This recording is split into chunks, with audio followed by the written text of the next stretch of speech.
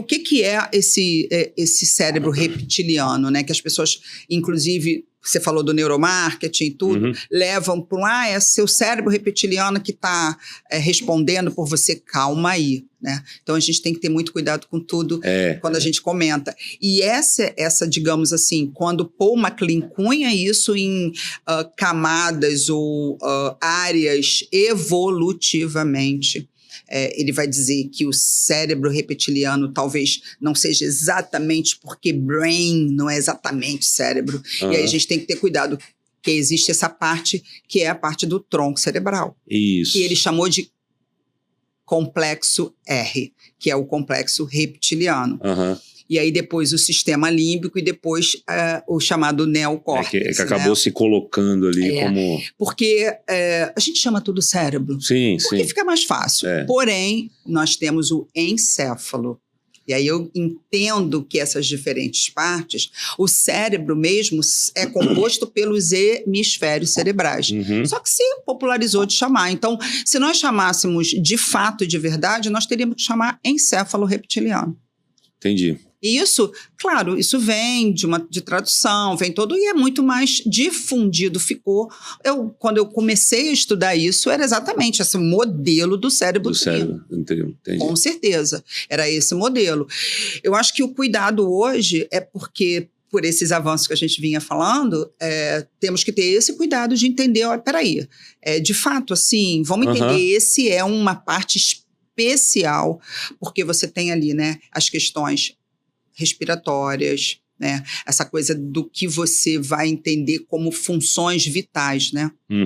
Então, por aí, eu acho fantástico estudar, claro, é uma parte muito fundamental. Prova tá que qualquer um de nós sabe que se você tem uma lesão nessa base do cérebro, você praticamente vem a óbito. Né?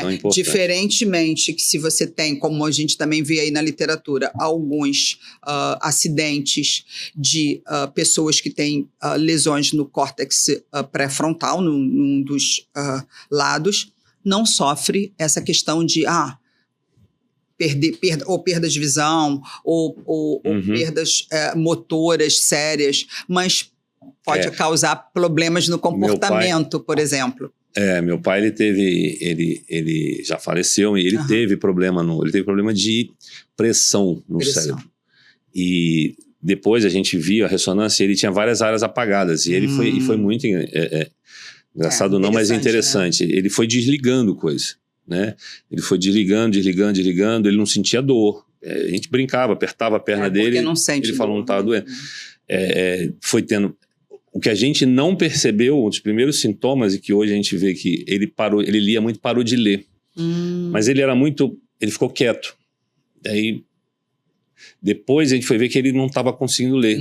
Já era um processo, e foi até que foi perdendo movimento, né? Enfim. Vai de fato, né? Mas é impressionante. Só que o resto do corpo funcionava perfeitamente. É porque exatamente essas regiões específicas, né?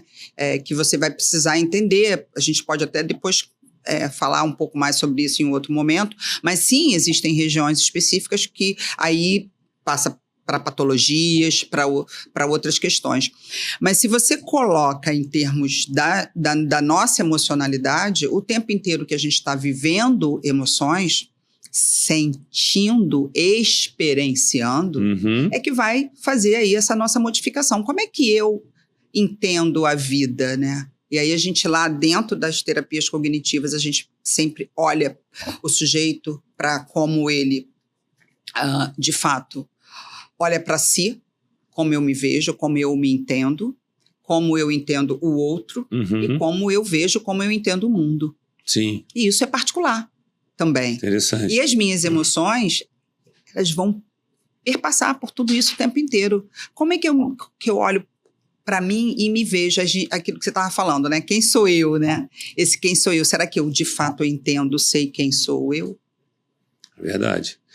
Acho que a boa e a má notícia é que a gente tem capacidade de moldar e remoldar, né? Mas para os dois lados, né?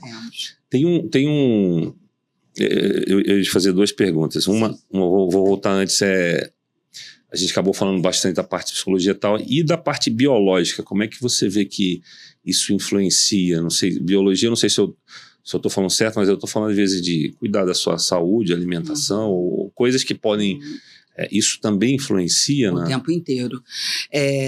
Vamos entender que a própria OMS traz isso, né? O que é saúde? E aí a gente fala o que é saúde mental, né? Saúde mental está separada da saúde física?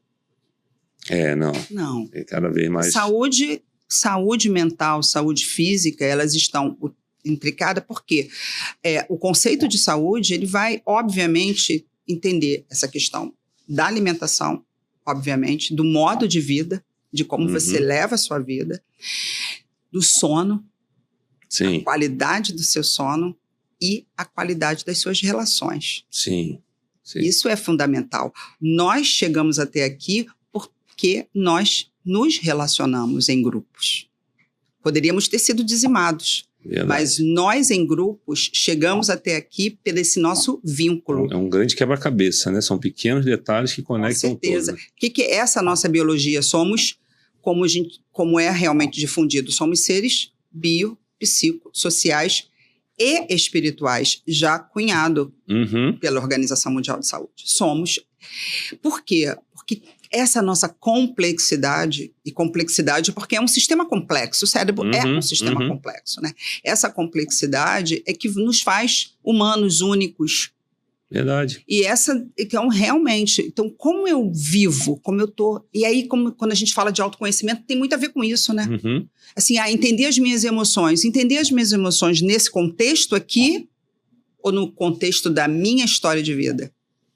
Sim. Entender como eu estou lidando com esse processo aqui hoje, ou entender como essa emoção caminha ao longo desse tempo comigo. É importante que você entenda só no caminho, mas que você comece a poder agir diferente ou não, aí sim daqui para frente. Com certeza.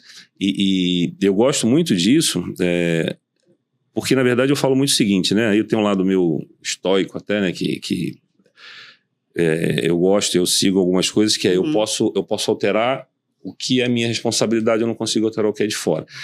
E aí eu vejo muitas pessoas, às vezes, discutindo se o mundo é feio, bonito, e eu brinco muito dizer o seguinte, o mundo é o mundo e ele é bem feinho, inclusive.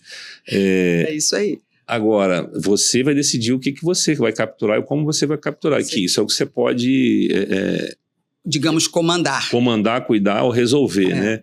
E eu vejo muitas vezes a gente parada tentando resolver o de fora e não querendo se resolver, né? Exatamente. E aí eu te pergunto, é possível resolver o de fora sem resolver o de dentro? Não, totalmente não. Eu tenho umas comparações meio drúxulas, né, que eu brinco, que é o seguinte, uma pessoa doente precisa de ajuda de alguma pessoa saudável. 2 doentes são 2 doentes. Sim.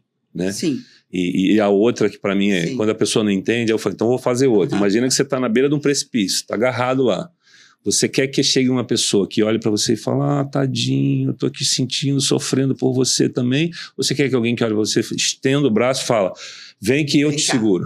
Então você quer essa questão da empatia que a gente estava falando. Né? Entendi que você caiu, você não deveria ter caído. Mas tudo bem, eu vou te tirar daí. Porque eu tenho um braço forte para te tirar daí. Então quanto mais pessoas conseguirem se desenvolver nesse sentido, aí sim a gente tem um coletivo melhor, né? Com certeza. E é isso... Ao contrário, ele não funciona. Exatamente tudo isso que a gente veio trazer. Quando você entende assim, nossa, eu estou funcionando de alguma forma que eu não estou entendendo que está sendo adaptativo, ou a minha funcionalidade tem alguma diferença aí que eu quero entender melhor, aí sim eu preciso, entendendo que eu também preciso de uma ajuda de um profissional.